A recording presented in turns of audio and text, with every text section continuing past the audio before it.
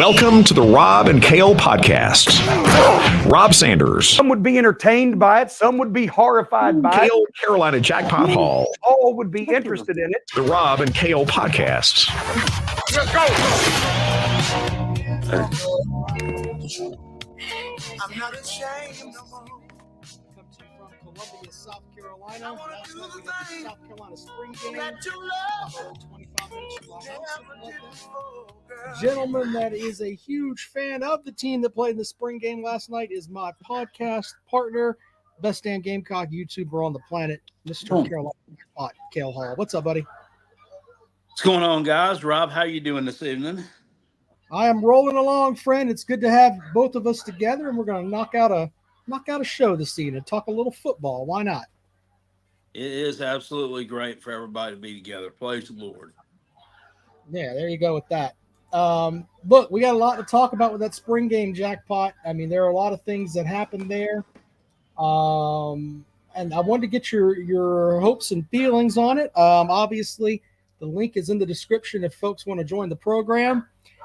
You know, I think I read the university put out there were 35,000 people there. So basically the lower bowl was kind of filled up there, jackpot. First off, your thoughts on that. Is that a big deal or not? I don't think it is as much anymore. I don't know. I don't know if it's a great idea to have that thing at nighttime or not. We're like one of the few that have them at nighttime. I don't see anybody else doing that really. It was a beautiful spring evening, though. I mean, you know, it was nice and warm at the kickoff, so it wasn't a weather thing. But you know, I mean, it was they put effort in it to make it feel like a game, even though I mean, it really is just a glorified scrimmage. Yeah, exactly. So. All right, well, let's talk a little bit about it, man. You got a kind of the first real look at Lenora Sellers as he takes over as QB1. He was the brightest star on offense. I mean, 9 of 11. I think he threw one bad pass that might have been picked off. Yeah. But 9 of 11. I think 70 yards, 80 yards, something like that, and then he led the team in rushing. Looked good to me. Yep, he did. Tyshawn Russell, that wide receiver, he made some good catches. He might have led the team in receptions. I'm not sure. But he looked pretty good. Other than that, I don't know. Mazio Bennett made a pretty good catch. I wasn't real awful impressed with that unit, but that's still early, and we knew that. We knew that going in. Yeah, so. Well, I had some notes. I sent them to you so you could take a peek at them beforehand. There was good, bad, and ugly stuff there. Obviously, Sellers played good. I mean, you gotta tip the hat there. But I was looking at the offensive line because I think winning comes in the trenches, and that's been an area where the Gamecocks have suffered for a long time. You've got pieces there, Jackpot. You really do. The tree. And the other gentleman that I put in the notes there, I mean, they are some big dudes. And obviously it's depth and lack of depth. But, I mean, you got some guys that you can piece together there, Jackpot. Yeah, they do. I saw a couple of the young ones out there. They gave some kind of an award, too, to that Torricelli Simpkins feller, the transfer. He won some kind of award from the spring, so they played well. Yeah, encouraged by that side of the ball. Really, look better than what we saw last year. So, yeah. Well, with that though, we flipped to the defensive side of the ball, and I wrote something about the linebacking core. I want to make sure that I've got my notes here correct, but there was stuff to be happy about there when you really stop and look at it. Mo Kaba didn't play. I don't know what the deal is with that, but I don't know that guy. What? When was the last time he's played? 2021. I mean, he played us. What did he play? Like 2 snaps in 2023. I don't know if we're ever going to see him. I feel bad for him, but if you look to the spring game for potential, though, then you got to look at it from the perspective of Bam Martin Scott came on late last year. Oh. And I'm wondering, when the hell is this guy going to get in? He gets in, does really well. Debo Williams has had an all SEC year. I mean, if Kaba comes in, that's a pretty good trio of linebackers there, Jackpot. If Kaba can play like he did his freshman year before the injury. Yeah, that's probably not going to happen though. I mean, I'm not laughing about. Because you've been hurt and out of it for that long. It just seems far fetched to me. It's kind of like with Brew McCoy at Tennessee, just someone with just an injury riddled career that unfortunately just it hadn't worked out for him. Truth. When the comments section says, I should stop giving you false hope. I think Clemson beats every SEC team they play this year. Yeah, you're a delusional. You're a delusional dumb fuck. You're going to get pounded in week 1. So unless you're not a Clemson fan, Clemson will get pounded in week 1. I don't know. Nothing there says you are a Clemson fan, but you got to be one of them idiots if you're spewing out some of that dumb nonsense. On paper, Clemson should be. I don't know. I think they're opened up as. What was it, like a 12-point dog, something like that? I think that line will drop down as we get closer to the game, but on paper, Georgia's a much better They'll team. get beat by 20 plus. They're not going to be able to score. They're not going to be able to score on them. So it's going to be the problem. And their defense will play well, and they always do. But I think that game's going to be like, it may end up being like 20. It'll be like 31-10, I think. I was thinking 23-6, something like that. I'm not very confident in the quarterback play up at Clemson. Not very confident in the wide receiver play. People need to stop with this whole thing about this Wesco kid coming in. Oh, he's going to dominate. Fuck are you talking about? He just got there. Freshman receivers don't come in and just dominate right off the bat. I don't get that. But anyway, it's not ridiculous. You don't unless your name's like T. Higgins or Debo Samuel or something. Well, even T. Higgins didn't do really well the first couple of games of his freshman season, so I don't know. And Klubnik is not the quarterbacks that Clemson has had for the past whatever. He's not. He's average. Until he proves me wrong, he's just average.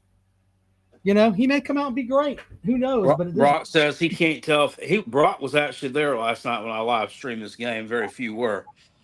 He could tell if the defense was that great, if the offensive line's that bad. In fact, the offensive line's creating holes.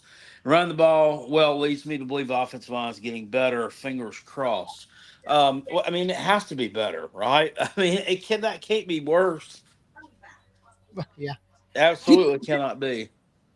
Do you think you're going to jump from a team that, you were trying to throw the ball a good bit last year with Spencer Rattler to more of a ball control type team, and you're going to be running around and running the ball and not really throwing as much? Yeah, they're going to have to rely on their defense more this year, I believe, which at the first part of last year, that seemed like a real scary proposition, but they look like they've come together. We'll see. Do you think that's more Sean Elliott coaching? The defensive part? No, I'm sorry. With the running is what I'm talking about. I'm sorry. Probably so. Probably some of it. I think having him on the coaching staff, I think that helps everyone out, not just the offensive players. I think he is probably inspiring everybody out there. Seems like a heck of a motivator to me. Jay says he thinks Clemson, Georgia will be closer than people think. UGA wins will be closer than people think. UGA 27, Clemson 16. Until Clemson actually does something where they can show they put up points, I'm not buying that at all.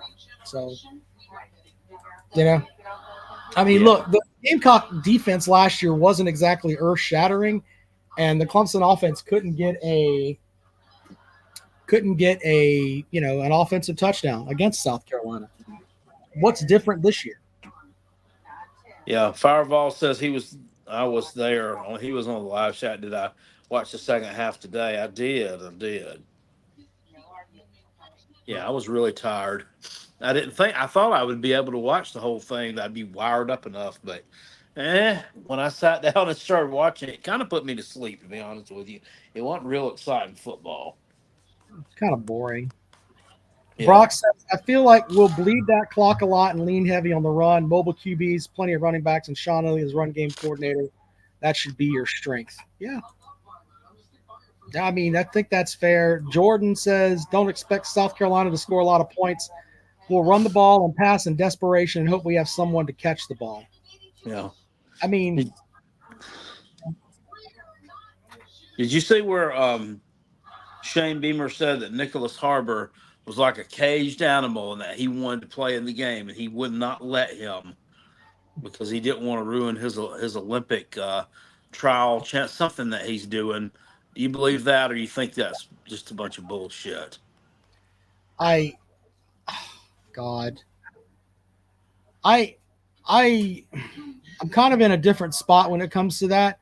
Harbor last year, I mean, he looked at something. What was the Texas A&M game? He looked like he was going to be a game changer.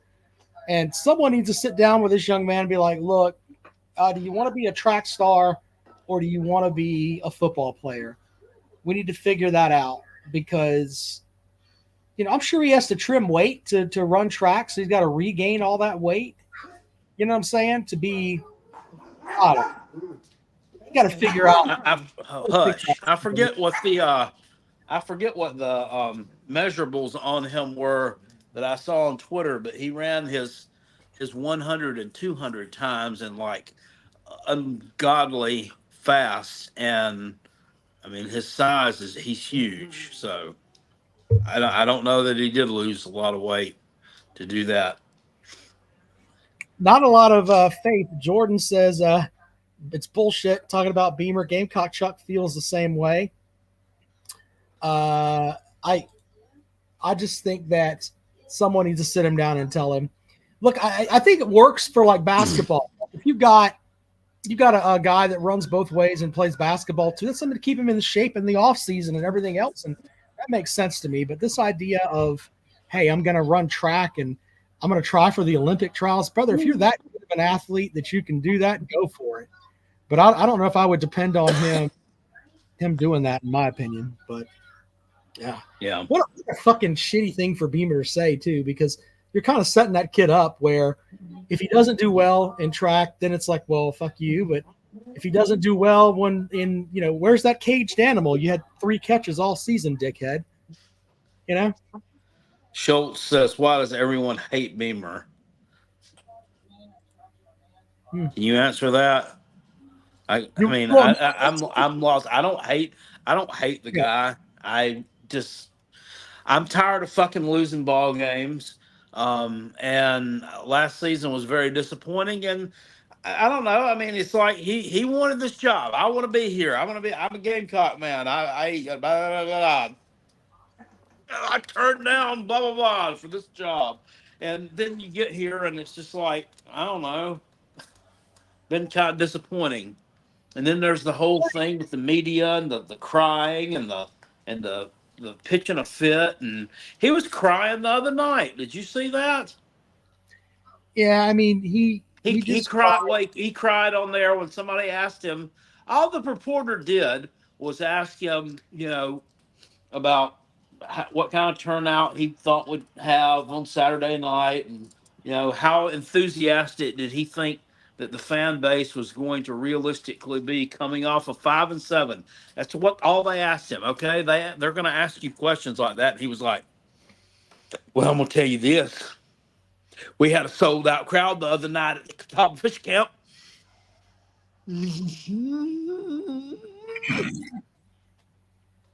Like, buddy. Crybaby. He's such a crybaby. All right, look. The comment section. Schultz says Jerry says he tells Schultz people are unrealistic.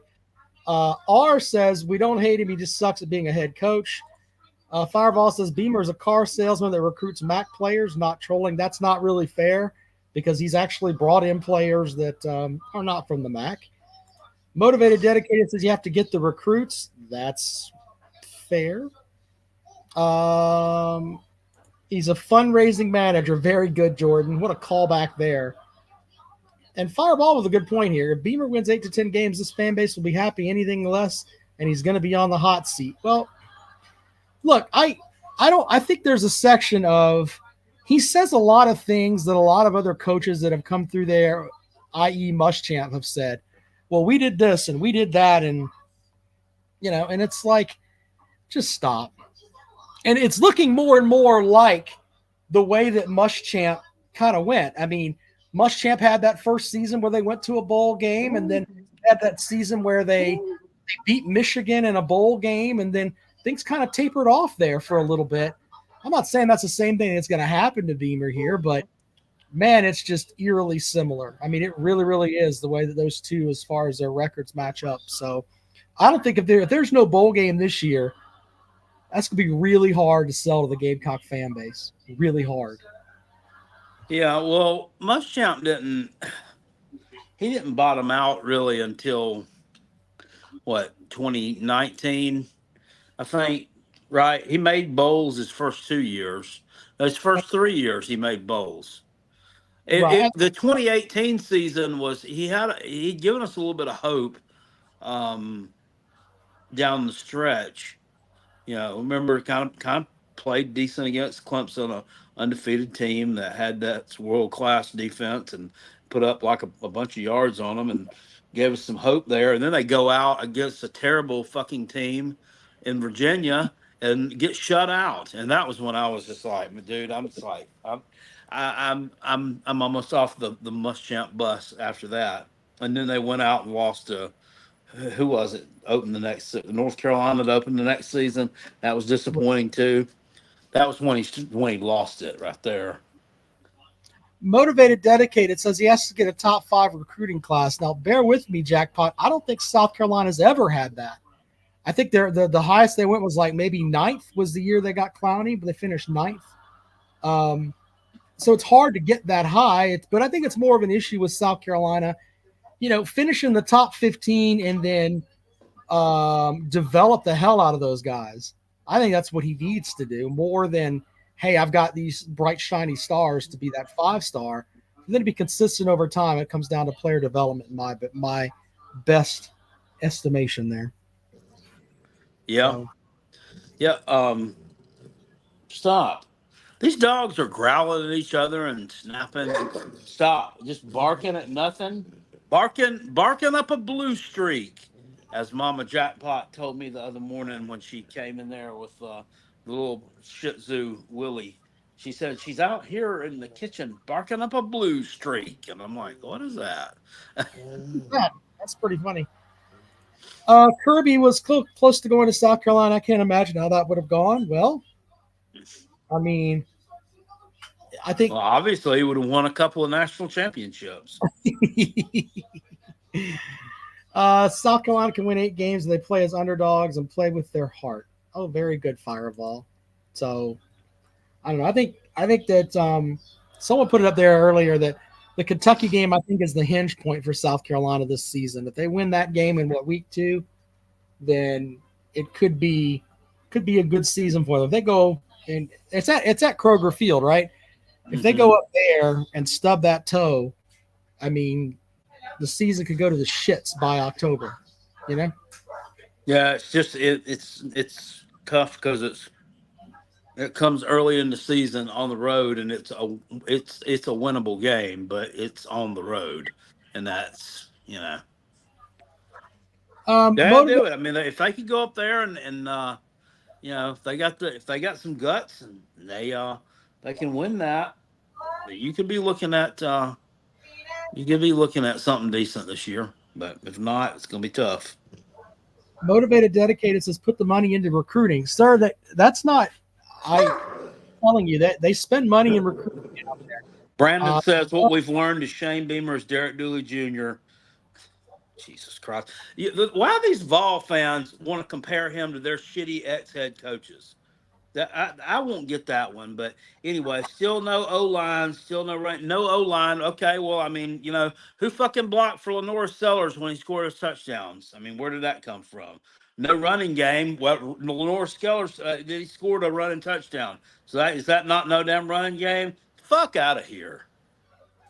Well, The damn Tennessee fuck fans out are of still here. hurt that they're all-world team. I think Tennessee fans are still hurt Well, they're because going to win the next 4 national championships. Didn't you know? I mean, they are. Nico's going to win 2 Heismans every year. well, they're still hurt that their best team under Heupel got 63 hung on them at Williams-Brice. It still hurts their soul. So I think that's why he's still giving you shit. Most Tennessee fans will do that. So I mean, their feelings are still hurt, to be honest with you. So They'll never get over that. I love it. yeah. And till the end of Jackpot's days, that'll probably be one of those games that you'll be like, man, I just completely remember that because no one gave y'all a snowball's chance in hell of winning that game. I mean, Tennessee came in, they were rolling. They were heading to the playoffs. They were rolling, and we had just come off of getting blown out by a terrible team on the road, an absolutely terrible Florida team. Mm-hmm. Matthew says, South Carolina, with all due respect, is a small, poor state. Boosters can't compete with the Texas schools, Ohio State, etc. That's factually, that's inaccurate. Yeah, I mean, South Carolina is one of the fastest growing states in the country. And there's enough money there that there's poor people in every state. I mean, right. I could say Ohio is a poor state. There's poor people there, but there's plenty of people here with money too. A lot of them are transplants, but no, they're not. No, well, I disagree with you. Okay, how about that? Fireball. We'll just leave it at that. That's funny. I think there's money here. I mean, under that logic, how did Clemson win 2 national titles? They had the money to do it. Yeah, that's kind of weird, isn't it? Yeah, I mean, it's kind of weird. They and by the way, when they were winning national titles, they were beating the shit out of Ohio States, and they beat Alabama, which Alabama's a small, poor state where I think they just got, fluoride and running water, but Alabama's won national titles. Alabama doesn't even have a lottery, I don't think. Yeah, I mean, under your logic, why is it that Texas and Ohio State aren't national champions every single year? Exactly. When's the last time they won a national championship at Ohio State? When was it really? What was it? 2015? It was I don't remember. It was that. Can we watch it in HD? I don't even know, Jackpot. I don't even know. Maybe you have who did they beat? Was it the year they beat Oregon, right? Yeah, I think so. That was when they had that Oregon had that quarterback. I can't remember. Marcus Mariota. It was after the 2014 season. Yeah, there we go. 2014. It was the year of the first. It was the first year of the first playoffs, I think. Mm-hmm. Jordan says the biggest problem with South Carolina is they spend money on other sports and $1 million bathrooms. Well, sir, respectfully, they've had issues at Williams-Brice with the plumbing down there where they've forgotten to turn on the plumbing for games. That is a real story. That has happened. Yeah, it is. They were shitting in the corner. Yeah, I mean, maybe they can figure out how to fix that or hire someone that knows how to turn on the shitters. Maybe that's some good money to invest. Hey, you turn on the shitters when we got 80,000 people here needing to take a dump. That could happen. Fireval, in response to Motivated Dedicated over in the chat, says when South Carolina fans say 1998, it's really funny because he's not I don't think Motivated Dedicated is a South Carolina fan. I think he's a Georgia man. Pretty sure of that. Yeah, well, did you read Fireball's comment here? When South Carolina fans say 1998, it's really funny because y'all can't put any dates in history. So, once again, South Carolina fans don't say 1998 to them. That's the Georgia fans that do that. I think why would we do that? Yeah, I think Uncle Lou is really born on some of these people with the 1998 thing, and they're just hurting from it. I blame Uncle Lou for that. Blame Lou. Yeah, we blame Lou for that. I think that's something that Uncle Lou will take with pride too. You've pissed off Tennessee fans so much that you say 1998, and their feelings are just massively hurt. So, All right. Anyway, so there we go with that jackpot. We'll take your comments on the spring game. I mean, it was boring. You know. Oh, I put in the notes too, jackpot, about the whole thing with you didn't see much on special teams. They had no live punts. They missed a field goal from a long field goal. In the end, it's like there's you're going to miss Mitch Jeter a good bit, and I think that Yeah. might be something that could hinder some games later on. So I don't know. I mean, replacing your specialist is tough any year. Yeah, and they've always seemed to come out on the sunny side of that. But we'll see. Good I'm evening, not. gentlemen. Oh, I'm sorry. Go ahead, Schultz. What do you got for the show? Yep, jackpot. Please, you gotta agree with me on one thing. Beamer, you can't say Beamer's worse than Will Muschamp. You can't say that. Oh no, I mean I don't think he's worse than him. No, I mean at least Beamer managed to develop a quarterback with Spencer Rattler, who threw for 3,000 yards 2 years in a row. I mean, Muschamp was. you should have been around this channel. Heard some of the things I said about him. So. Oh no! I've been here since 2017, so I've been here Oh, quite a okay. while. No, I Okay. haven't. Yeah, I didn't like him there, especially the last couple of years. So. I remember when you made that video titled, which I've quoted multiple times, Muschamp is an abject failure now confirmed. Man, I loved that. But no, Muschamp was the Grim Reaper of all quarterbacks. If Rattler had played for him, Rattler's career would have died. I mean, Rattler would have done terrible. Jake Bentley probably would have had a good career with Beamer. And I'm not saying Beamer's some great head coach, but I mean, he would not have wrecked a quarter. He doesn't wreck quarterbacks' careers the same way Muschamp did. No, No. that's true. He would have probably let him go out there and do his thing. Now, Spencer Rattler threw a shit ton of interceptions in 2022, and Jake Bentley threw a shit ton of interceptions too. So Yeah, they would have probably gotten along. the only issue Rattler had was how bad he played in that first half of 2022. Second half, he looked great. He got it together. Yeah, yeah. Well, last few games, yeah. But anyway, yeah, I'm going to go ahead and get off. I appreciate y'all having me on. I just want to get on here and say that real quick. Thank All right, you, sir. All right, let's bring Ray into the show. Ray, what's up, buddy? Hey guys, how are y'all doing? Good. What's Man, up, man? I'm fantastic. Well, that's wonderful, man. Well, I heard y'all talk a little bit about the spring game in South Carolina, and we had our spring game. Ours wasn't called a spring game; it was called a spring showcase.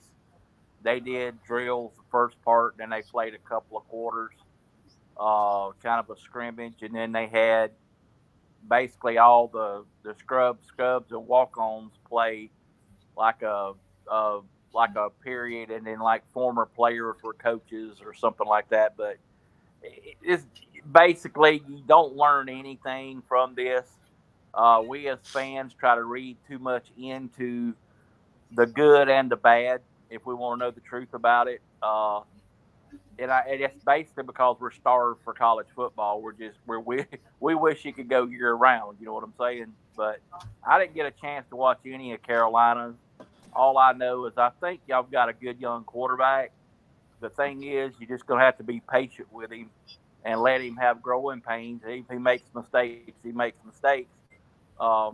Unless you don't think he's the guy and you go in the portal, that could be the worst thing you could do is go in the portal and get another quarterback, kill his confidence.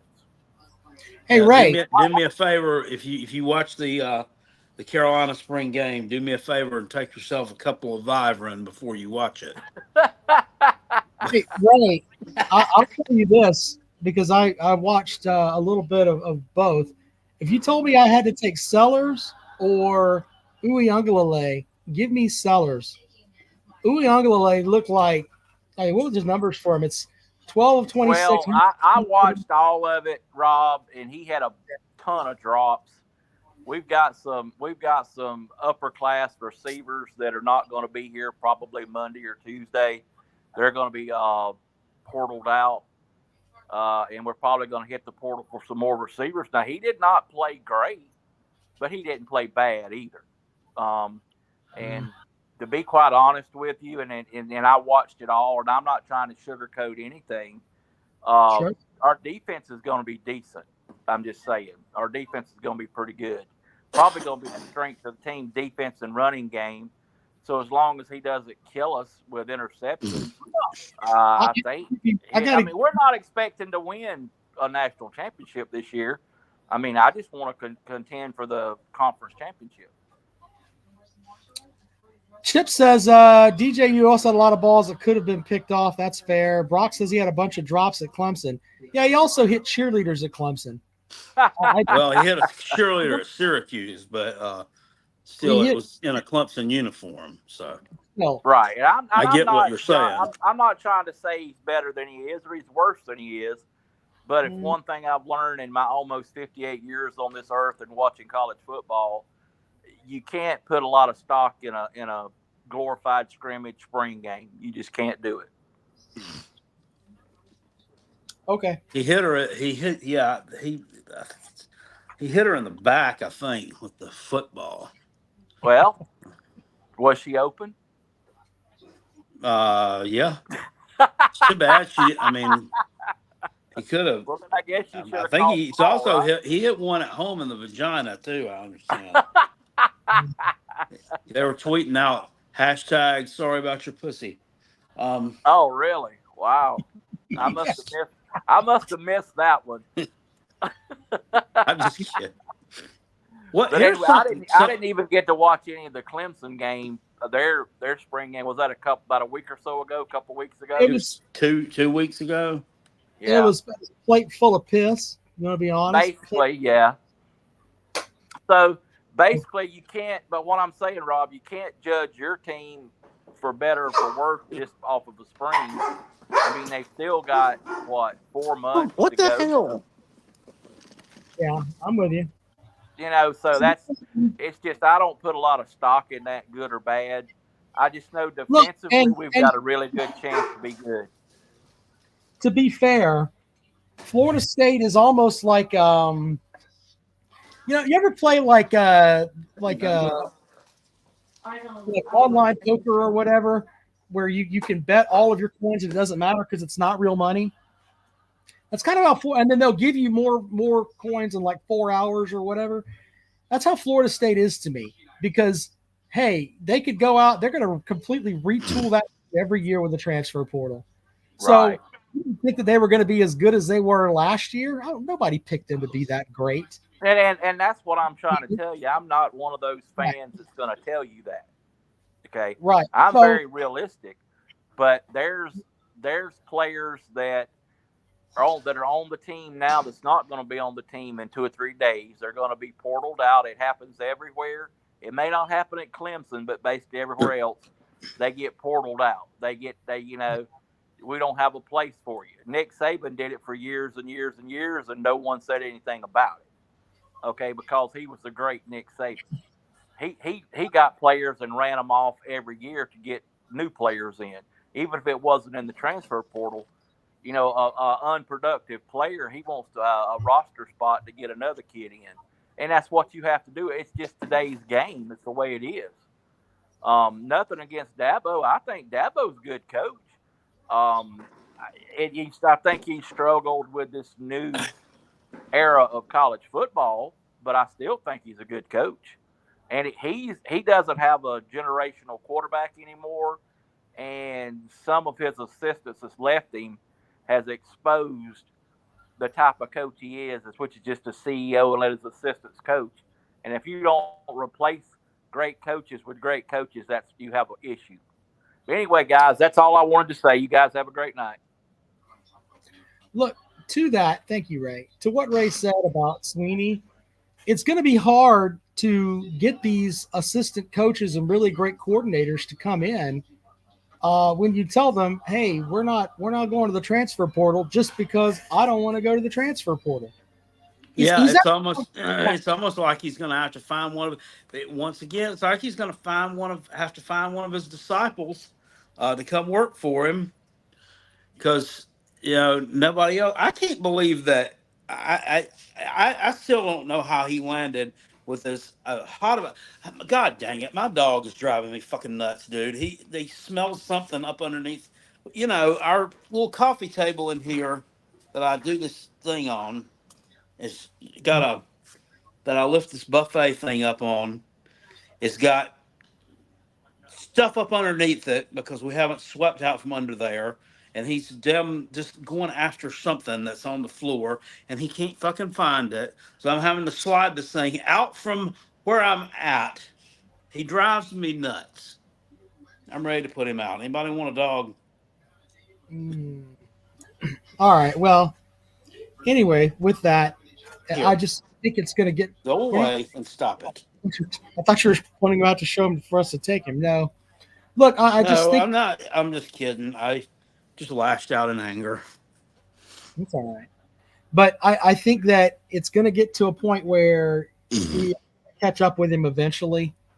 And when it does, look, and I've said this, Clemson right now has put themselves into that 9-win conundrum. They're going to win 9 games. But after that, they're not going to get back to the point where they can walk out and beat the holy fuck out of like a Notre Dame or whoever else. They're just not going to do that. Because they're going to get caught up with lack of depth and everything else eventually. What I was fixing to say a while ago before I got interrupted by his fuckery down here was like the Garrett Riley is much of a hot young name as he was and all that. Mm-hmm. I'm like, I'm really surprised he was able to convince him to come there and be the OC with the philosophies that he has. I wonder if he lied and said, "Oh yeah, man, we're gonna start utilizing that thing next year, really, and every year after that, it's just gonna be a little bit more each year." Probably some kind of deal like that. I don't know. I'm at the point now where it's like until he changes, it's kind of hard to even pass judgment until he changes.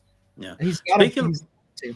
Speaking of former Clemson assistants, did you see the Virginia spring game yesterday? There was like 4 people there. Yeah, I mean, like it was so. I mean, like I don't even know if it was open to the public. There were so few people there. Yeah, there was hardly anybody at the Texas A&M spring game either. But then I looked, and it looked like there was some bad weather in that part of the country. RMF Todd with a good point. Dabo expects players to commit to Clemson during recruiting, not to take any other visits. He stays committed to them whether they pan out or not. Look, there's something to that.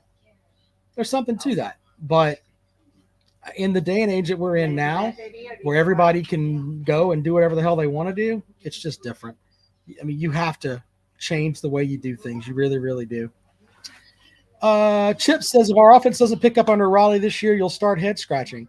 I wouldn't, because if Dabo's trying to call plays, which there's word out there that, he is, we're not, it's not going to work, man. It's not going to work. You can't blame the offensive coordinator for it if Sweeney's dipping his toes in the water there. So there's that. Frothy asks, is Sandy Brown expected to start? Possibly. Papa B says Virginia should have got a new coach immediately after the tragedy. Why would you bring somebody else in after that? I mean, how would they be able to, that wouldn't be, Tony Elliott didn't shoot the guys. I mean, it's not. Well, yeah, there's that. And then, I mean, you really wouldn't want to put that on someone that you just hired. I mean, how would you be able to hire for that role? Nobody would want that job after that. Nobody would. Brandon says that'd be about as miraculous as hiring the guy to coach Marshall after the plane crash. I'm not trying to be funny. I mean, really. No. Brandon says Cade Klubnik is the worst quarterback to ever be associated with Westlake. Sir, you're just showing your football ignorance. Okay? You don't know about some of the past Clemson quarterbacks that have shuffled their way through there that were terrible. Willie Simmons was not very good. I mean, we could Nealon Green wasn't great. Brandon Streeter wasn't great. I mean, those are the 3 that are right off the top of my head. That talking about bad Clemson quarterbacks. Yeah, they weren't great. Patrick Sapp. Yeah, that's a good one too. Will Proctor. Yeah, there's another one. I mean, you're just showing your football football ignorance. Matt, oh, he's talking about Westlake, his high school. Okay, fair enough. I don't know anything about Westlake High School. I thought you were just talking about Clemson in general. My You bad. remember Rodney Williams? Yeah, well, Rodney, yeah, God. He's at, I think he's still in the booth, the radio booth, and it's like, God, him and, oh, man, Jesus. I remember when the Gamecock fans, they heckled him with the Rodney chants. That was the 87 team. Yeah, the team he played on was pretty good, though. I mean, they always had a good, strong running game. I mean, he wasn't any good, but, and strong defense. I think that both those teams one year were ranked like in the top 5 in defense in the country when they met up. Yeah, what a mess. Chris Morocco was in it. Ooh, I don't agree with this at all. Christopher Motley says the worst Gamecock quarterback ever was DeAndre Pinkins or Phil Petty. Phil Petty was he wasn't Phil bad. Petty was good. Manager. Yeah, he was pretty good. Yeah, Drell Pinkins. Okay. Yeah, I Petty was a good quarterback. I mean, he was, Petty was the quarterback when they went from 0-11 to a bowl game the next year. Right. Yeah. I mean, he was pretty good, I thought. He wasn't going to go out and like throw for 350 yards, but he'd get you the 220 and, 2 touchdowns and no picks. So there's that. The worst game. Chris Melly was a terrible quarterback. Yeah, I think the worst Gamecock quarterback to ever suit up was Michael Dobreski. That guy sucked a dick. He never made the field. So that's fake news. He did make the field. He tripped over the fucking he tripped over the things at the spring game about busting his face. He's probably the worst Gamecock quarterback ever. I'll put that out there. Blake Mitchell wasn't bad. Yeah. Yeah, he was serviceable. Stop mistreating the comrade. Nah, fuck him. He's in Russia. What's he gonna do? I ain't worried about him. Todd Ellis was good. Todd Ellis threw a ton of touchdown passes, but he threw a ton of interceptions too. He was part of like that. Weren't they running like a run and shoot type thing where? Yeah, the run and shoot offense. Yeah, that's what he was doing. So I don't know. Yeah, that game was a lot different back then. People threw a lot more interceptions than they do now. Or good. I mean, you could still be considered a good quarterback and throw a bunch of interceptions, I guess. Colin Hill was a okay. I don't know. Yeah, he was not good. He was not good. Okay.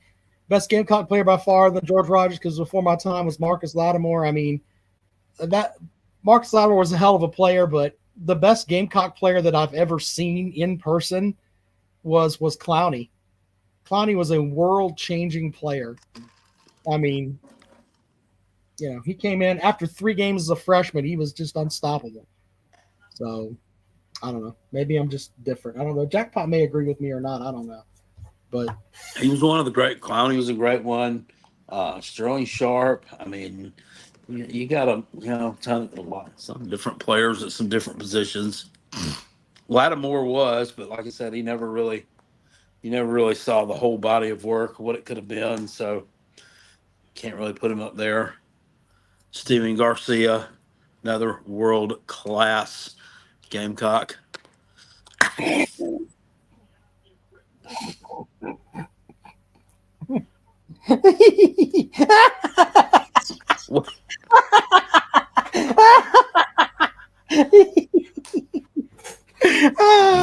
Undefeated against Clemson. Oh God, that's the best thing you could put up there for him. Holy shit! He's undefeated against Clemson. he led the team in snorting cocaine off a hooker's ass as a starter. Yeah, he would have played great under Morrison. Him and Morrison would have partied together. Yeah, cocktail waitresses 3 at a time. Yeah.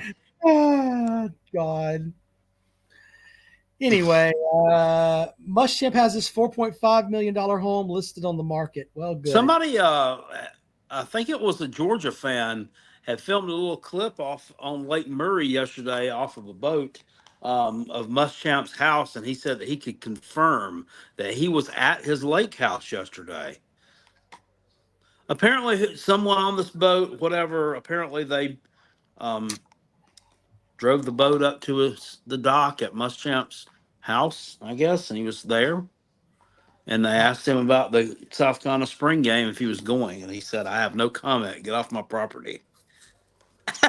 Yeah, he's still like an assistant at Georgia, a consultant, Well, whatever. you can't believe anything you read on the internet, so I don't know if that's true or not. Yeah. Motivated, dedicated. Anthony Wright was great. Good point, Broccoli. Motivated, dedicated. Bobo's offense will average 40 points a game this fall. A lot of folks Bobo, but he's super smart. Okay. I mean, that's one of those we'll see things. So we have to give him credit though. Who was the quarterback that went to Northwestern that Gamecock fans were in love with? Ryan Helinski. Yeah, I mean, he had Helinski pegged from the beginning. Talking about his footwork and everything else, and the shot across the bow with the other kid coming in, and it's like, okay. I mean, he had that figured out. We'll give that credit to Bobo on that, but I don't know, man. Bobo and the way that he left, he's just kind of a shithead.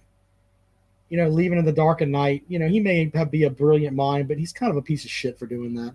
Yeah, he's kind of a piece of shit. I don't know what else to say on that, Jackpot. I mean, fuck him for that. I mean, I know you were hot about that. There's a Jackpot video out there that you were pissed.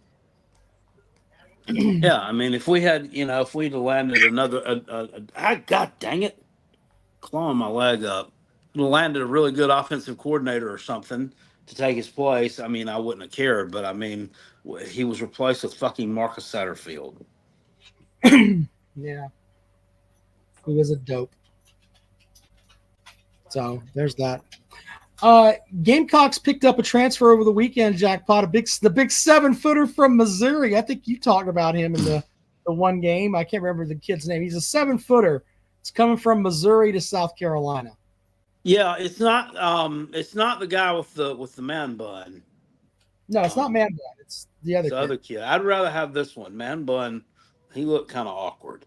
But we'll see. And this guy's from South Carolina. The fuck was he doing going there? Jordan Butler is his name. The fuck was he doing going there in the first place? That was not a good move. It seems like Paris is getting these guys that are around the region that maybe they went somewhere and they're like, well, maybe I can go back to South Carolina and do well there. I mean, you did lose your big guy that was in the middle who I thought was going to be better, but he decided to move on. And he's kind of soft. Yeah, he was not the dominant big man that we thought he was going to be. They kind of lacked that this year. They were kind of lacking that in some games. It kind of hurt them in some big games, i.e. Clemson game. So. Yeah. Well, there's that.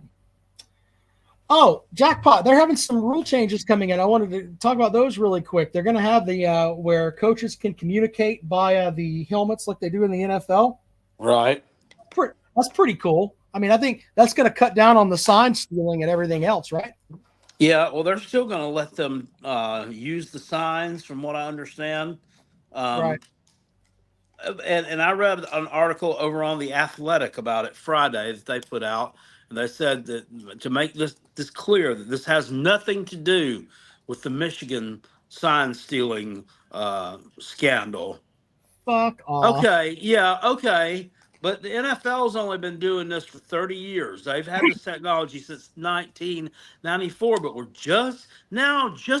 it just so happens the year after the Connor Stallions thing, we just happened to decide to do it this year, but it has nothing to do with that. Okay. Yeah. I'm with you on that. And what Jordan calls it the Michigan rule. Look, it's going to have a good effect on the front of it. May make the game a little bit easier. We'll see how that goes. Look, there's been talk about if they use radio frequencies and stuff like that, if you can intercept those. I've heard about that too, but who, in the end, just fucking don't cheat, for God's sake. Yeah. Oh my God. Yeah. Somebody's gonna try to intercept the radio frequencies. I've heard Yeah. about that. I mean, that's real, where it's like you could, because they use these in high school.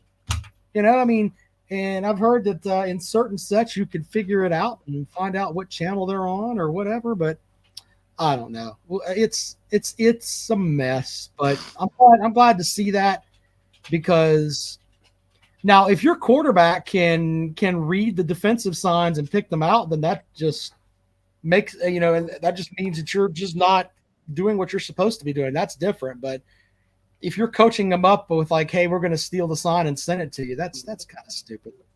It's kind of stupid. Yeah. Oh, and the other one is they're going to add the 2-minute warning jackpot. That's not bad.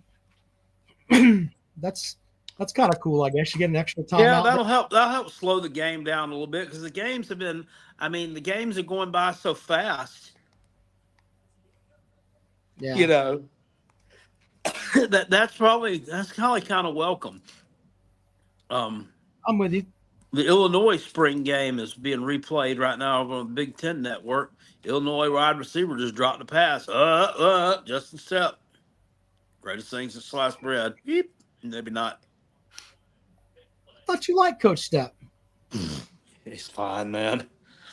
Mm. I was reading something over online. There's so many rumors about why he left and why he got demoted and why he and Beamer had beef. Maybe somebody thinks maybe there's like 3 people at this spring game too. By the way, these these folks up north, with the exception of maybe like Ohio State and Michigan and maybe Penn State, I just don't think anybody gets excited for these games at all. These spring games. Well, maybe we can make it worthwhile and have it where you play a game against another team, Yeah. Yeah. No, but maybe perhaps that he and Beamer disagreed on a certain high level recruit. Perhaps his name was Nick Harbor, and that he may or may not have been playing out of position. Maybe. Let's welcome Chris to the show. Chris, how are you? Good. You guys were talking about interception. I can't remember what state it was. I want to say it was Georgia. It's either Georgia or Florida, but they figured out a team that was using, it wasn't signals to the quarterback, but it was from the booth down to the coaches on the field. And they figured out they were intercepting their play calls and whatnot. So they started calling like plays they weren't going to run and went to hand signals. So they'd be like, oh, I'm going to run a jet sweep to the right. You'd see their whole opposing defense go to the right, and they'd be really running a play to the left, and they were just like beating the shit out of this team. It's pretty funny. And then they talked about after the game, they're like, yeah, we thought they had our frequency, and we weren't sure. But then once we started calling fake plays, we realized they did. So if you can pick up on it, you can use it to your advantage. I do believe that Brent Venables is a master of figuring out the signs on the other sideline and then relaying those in. If you watched a lot of Clemson games, Clemson's defense would be they would be a little off the first series, maybe the second series, and then they would turn it up. And a lot of it was Venables figuring out what they were putting in there and rotating them in and out. I mean, some coaches can do that. Other coaches can't. I don't know. I think it makes the game better. Why not do it? I saw Jackpot comment on this. I don't know if Rob's seen it or not. Did you see that old country singer Riley Green? I guess he had a concert in Clemson last night, and he talked about watching Clemson beat Tennessee, the shit out of Tennessee on the 50-yard line. Unless he's 100 years old, I don't think there's only been one win in the last 100 years. Oh, Daddy. Yeah, somebody that was there commented on my little tweet about it and said that he asked them what should he say, South Carolina or Clemson, and they say Clemson because it was in the upstate wherever this concert was, and so what he said is literally he does it. I guess he's a Alabama fan. He played quarterback at Jacksonville State, but I guess he's a big Alabama fan, and he does it for about every concert he goes to. But I was like, what does he say when he's in Knoxville, or does he just not come to Knoxville? Like, Wow.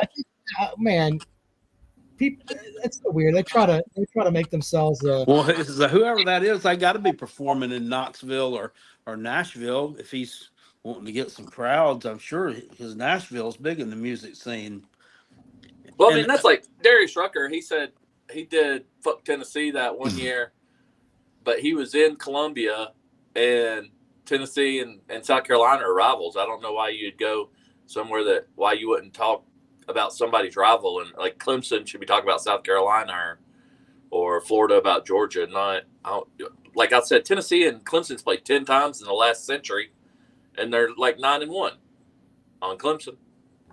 yeah, somebody. I mean, there's more. There's more Tennessee Vol fans in Nashville than there are anything there. I'm sure. And It's a pretty transient state. It's kind of like Atlanta. Everybody thinks like everybody in Atlanta should be UGA fans, but you'll see. I'd say like they probably have a majority, like a large minority, the largest minority, but I'd say it's probably like 30% UGA fans and then 20% Auburn or Tennessee or whatever. When I was there, when I've been there, I saw more Ohio State fans than I saw Vanderbilt fans. Well, you look if you like Nashville because it's got infiltrated with a bunch of Alabama fans just because it's about an hour north of the Alabama state line. It's closer. Right. You can get to Alabama faster from Nashville than you can, not Alabama the school, but Alabama the state faster than you can get to Knoxville. Yeah. From that's what people don't understand with like Memphis. Like, oh, so and so went into Memphis, and like they'll talk about Arkansas, who's about an hour and 15 minutes from Memphis, going into Memphis and stealing kids, and being like, oh, they stole them from Tennessee. You're closer. As the crow flies, Knoxville, Tennessee is legit closer to the Canadian border than it is to Memphis, Tennessee. Wow. That's one of those things I don't. I like to debate with you, but you. I mean, that's one of those things I really don't give a fuck about. So I'll just go with it. All right, whatever. I just thought it was funny. I saw Jackpot talk about it, so I was gonna see if you. Yeah, they don't real. Memphis, Tennessee is a long way out. Oh, yeah, especially when you got to drive over the whole state. It's not fun. It's brother. We had to fly out to go. I used to have to fly out there to go to St. Jude's Hospital when I was doing radio stuff, and it would be like we go out there every year for St. Jude's Radiothon or whatever. Yeah, and they would fly us from here to fucking Dallas, or from here to Charlotte, and then Charlotte to Dallas, and then Dallas into Memphis. And I'm like, what in the fuck are we doing? You know what I'm saying? I mean, you got to go all the way out there for that, and it's like, Jesus, what a mess. So yeah, I might buy what you're saying there. That might be true. That makes me mad if I order something. I'll be ordering something and I'll be tracking it, and I'm in North Georgia, and they'll fly it from Chattanooga to like Jacksonville, Florida, up to Atlanta, and then bring it up to me. And I'm closer to Chattanooga than I could have came and picked it up faster than all that took. Yeah, That's true. I haven't watched South Carolina spring game yet. I will probably one day. I'll put it on while I'm at work one day in my office. But put it on now, and then you'll be able to go. It's like melatonin; it'll put you to sleep. Is it pretty locked in that Lenora Sellers is the starter? It's fucking boring. Jack probably yeah. He was head and shoulders to me better than Ashford. Yeah. Is Robbie Ashford? Do you think they'll be able to convince him? Because I mean, he's an athlete. You think they'll be able to convince him to move positions? I don't know. I mean, he. I mean, they might need him though as a backup quarterback because the other two that I saw, yeah. Didn't. Are Dak and Doty, Joyner and Doty both gone? No, Doty's back. He's playing wide receiver. He caught a pass last night. Yeah. Joyner's but I think honestly, I think in a pinch, he'd probably make a better quarterback than Robbie Ashford. Doty, they've both not been great at it, but I think Doty's been better than Robbie Ashford has. But if you needed set the bar pretty low, sir. Set the bar pretty low. He threw Mazio Bennett his first completion last night. Yeah, I was bummed to lose him, and then we swapped him out for Braylon Staley, so it was a zero-sum situation. But we'll see how the season goes. But I'll holler at you guys Wednesday if we're talking about something I won't call in on. But I appreciate you taking my call. What's yeah, up? we're All going right. to NFL draft and all that, man. Hey, appreciate it, Chris. Thank you. Thank Yeah, you. NFL draft's coming up, and then we got. I mean, this is also a big week too on the transfer portal front, Jackpot, because the portal closes like 8 days from tomorrow. So, yeah, I mean there's gonna be a lot of Yeah, we moving. haven't lost anybody. Not yet. No, That's we haven't not lost okay, but anybody yet. Hadn't picked anybody up though. So I wonder if coaches like have to keep a spot or two. You know what I'm saying? Like, let's say that, and we could use an extreme example. Like, I don't know, you get a top flight running back, or for South Carolina, a top flight offensive lineman, a guy that was an all SEC performer somewhere else, decides, hey, I want to come to South Carolina. He calls Coach Beamer. Beamer's like, fuck, this guy's a plug and play all-star left tackle. I mean, they have to hold open a spot. I mean, that has to be tough as a coaching staff. correct. Yeah, I don't know. We'll see. Frothy says, curious to see how high Brock Bowers goes in the first round. Yeah. I think that Wiggins will be drafted for Clemson, and Leggett should be drafted for South Carolina. I'm interested to see where Spencer Rattler goes, because I think that I would take him over J.J. McCarthy. I really would. But they're talking about McCarthy. They go in the top 5 picks. What are we talking about, you know?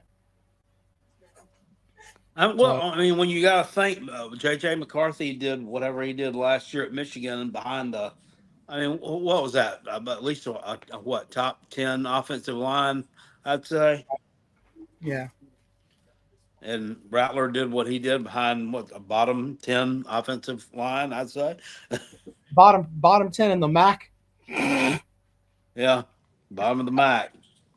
All right, but anyway, we have that to look forward to. This week's going to be busy. I'm telling you, there's going to be a lot of shit happening this week with that transfer portal and the NFL draft, all of that mixed into one. So we'll be back and talk about that on Wednesday. Rob says CFB and the NFL are different games. Yes, they are.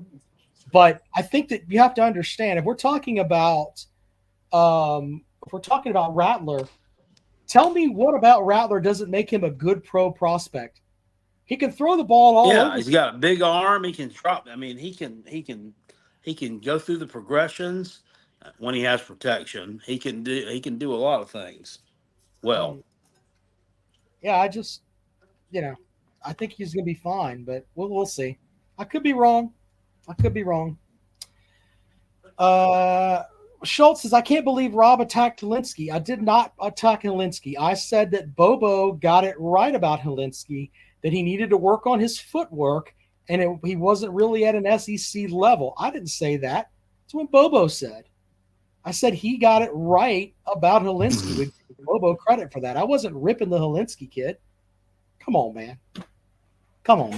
And we talked about that here on the show. I think a lot of people shied away from criticizing him because of the bad situation that he had experienced, and I get that, but I mean, facts are fact. He just wasn't that good.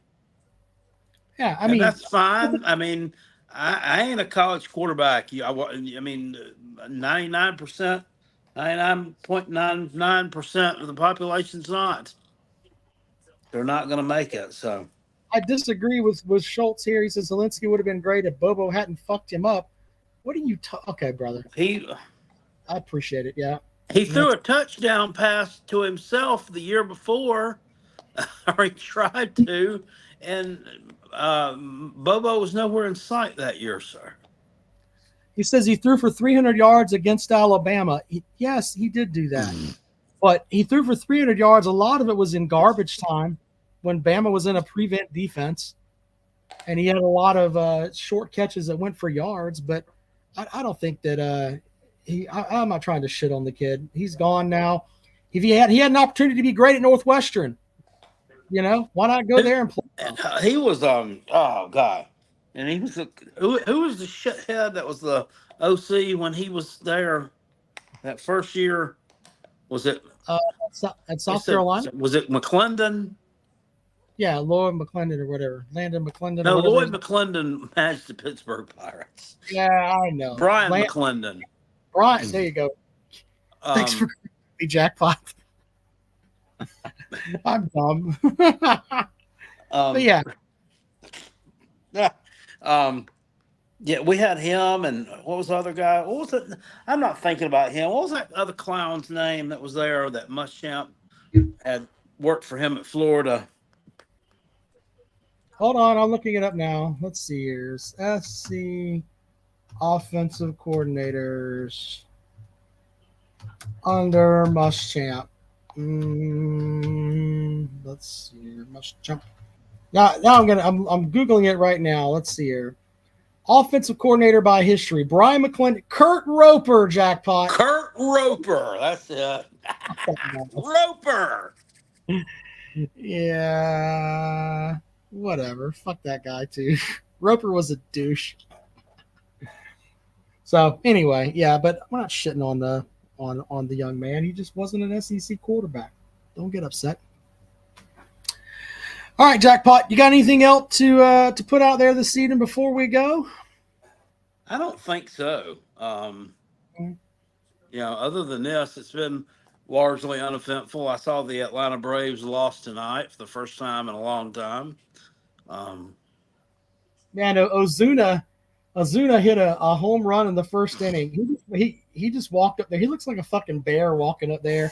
Got all those piercings in his ears and shit. And it's like he hits this ball and it just goes out, and the whole Atlanta people go crazy or whatever. He's hitting like 384 or some bullshit. I'm like, yeah, this guy was beating his wife last year.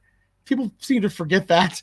He's been kind of a piece of shit off the field. Somebody commented on a video I uploaded back in 2019, the first time that I had been to the what was it called back then? It was called something different. What's the Brave Stadium called now? It's Truist Park. Was it called SunTrust? SunTrust Park or some, I don't know. Yeah, at some point. Yeah, I think anyway, that was the first year that I went there. And I think it opened the year before that, if I'm not mistaken. But I took Jackpot Jr. to a game there. We watched them play the Cubs early in the season. It was like this time in April. And I filmed the starting lineup when they announced it, and it's what somebody commented on how strange it was to watch the lineup now 5 and 6. It's changed, and their lineup was like Josh Donaldson, Freddie Freeman, Ron Acuna, Brian McCann. So yeah, Dansby Swanson. A couple things before we get out of here. Jay over here is battling with Seth and Schultz in the comments section. Called them About both what? About Bobo. He called both of you are Bobo Simps. God damn it, Jay. He's over there slam dunking listeners in the comments section. Very funny. Oh God, Jay, behave. Behave, Jay. Two other things too, though. First of all, Big Barney Ross wrote another bourbon review. Go and check it out. It's on a Woodford Reserve special blend. Go and check that out. That's on the robandkaleshow.com page. And for God's sakes, please go follow Jackpot at Rockabilly864, especially Rockabilly on the TikTok. The guy is trying to find the best goddamn hot dog in the state of South Carolina. He's been all over the place, and he is he's doing a hell of a job. I literally stop when I get the notice that he puts something up, especially on the TikTok, and watch those videos immediately. He's reviewing soul food places and all kind of shit. I mean, Jackpot reviewed soul food places, 2 hot dog places, and then one yesterday, one of those I call them Greek restaurants. They're really, they don't serve Greek food, but it's one of those, the ones the Greek people do, like the Clock restaurants here in the Greenville area and stuff like that. But this one was in Lawrence, South Carolina, and it wasn't that great. It was just okay. Just okay. Jackpot puts together some good stuff over there. Please go. They gave me no fork or spoon to eat my coleslaw with, so you'll see me eat it with the butt end of a ketchup packet. because I didn't want to stick my fingers in it. What was the one where you were talking about this is just mayonnaise and something else? I mean, you were half hot about it. It was. It was just mayonnaise and cabbage. That's all it was. It was what it had the consistency of like oatmeal or cream of wheat. I mean, it was just like, what the fuck is this? And then some idiot. It's a different level of idiot between idiots in the YouTube section and idiots in the TikTok comment section. In this TikTok comment section, some idiot tried to tell me there's no relish in coleslaw. That's not true. Are you fucking kidding me? You can put relish in coleslaw. That's what makes it sweet. It should be slightly sweet, and your cabbage should be diced up really, really fine, not shredded and full of fucking mayo. I mean, it looked like a buffalo shot a load in there. I mean, that's. It looked like, I mean, Jackpot's got a good reference there, but to me, I looked at it and it looked like mayonnaise salad. It looked like you took a bunch of salad mix and then threw mayonnaise on top of it, and that's what you're eating. It was fucking terrible. But anyway, learn about all. Awful. And somebody in the comment section, in the YouTube section, said, "What you got to do is take that slaw and put it on top of the hot dog. It's really good." No, it's not, because the slaw is not good. So why would I put it on top of my hot dog? Yeah, why ruin the hot dog, for God's sake? You don't put one turd on top of another one and think it's going to taste good. They both still taste like turds. It is cool, though, to check out the Rockabilly 864 channel, because Jackpot does nothing but check out restaurants that are of local folks. It's not your, you're not going to find a review for the fucking Outback Steakhouse. So yeah, no, we're not. I'm not doing that. I want to try to support some people. I want to drum up business for people like Andrew's Hot Dogs and the folks over at the Soul Food Place. So yeah, I want your review on the Atomic Dog. I want to go to the Atomic Dog place now. Yeah. I really do. Just from the stuff you were talking about, I want to get the spicier hot dog, just because it looked really good. Looked really top 10ish. So. Anyway, there's that. Follow Jackpot there. Big Barney Ross's bourbon review. We're clocking our way up on the numbers there. Be sure to check that out as well. And Jackpot will be back at it on Wednesday. Appreciate you guys, and we'll see you later on.